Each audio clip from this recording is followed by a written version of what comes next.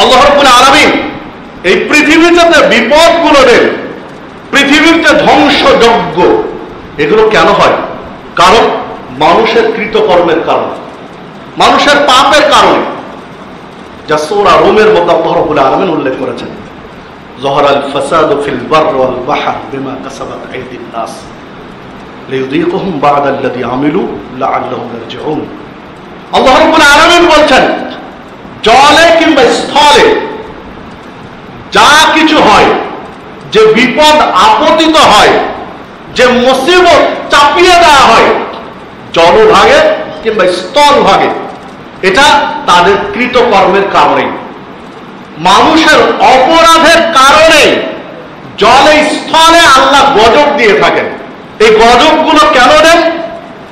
গজবগুলো দেওয়ার কারণ হলো কিঞ্চিত স্বাদ আস্বাদন করাতে চান পরকালের ভয়াবহতা, বিচার দিবসের কঠিন পরিস্থিতির সামান্য স্বাদ গ্রহণ করানোর জন্য আল্লাহ এই বিপদগুলো দিয়ে থাকেন। তাহলে বিপদ মুসিবত আসলে এটা আল্লাহর পক্ষ থেকে একটা পরীক্ষা। এই বিপদগুলো দিয়ে আল্লাহ আপনার আমার ঈমানকে আরো মজবুত করতে চান, যেন বিপদ থেকে শিক্ষা নিয়ে আপনি আমি ঈমানকে আরো মজবুত করি।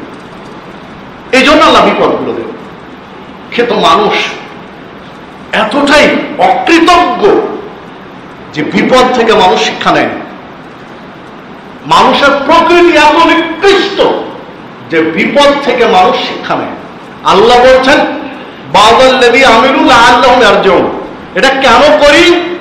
এই বিপদ কেন নেই? যেন তারা ফিরে আসে, তারা ক্ষমা চেয়ে আল্লাহর দিকে যেন ফিরে আসে, আত্মসমর্পণ করে। এই জন্য এই বিপদগুলো দেওয়া হয়, মুসিবতগুলো দেওয়া হয়।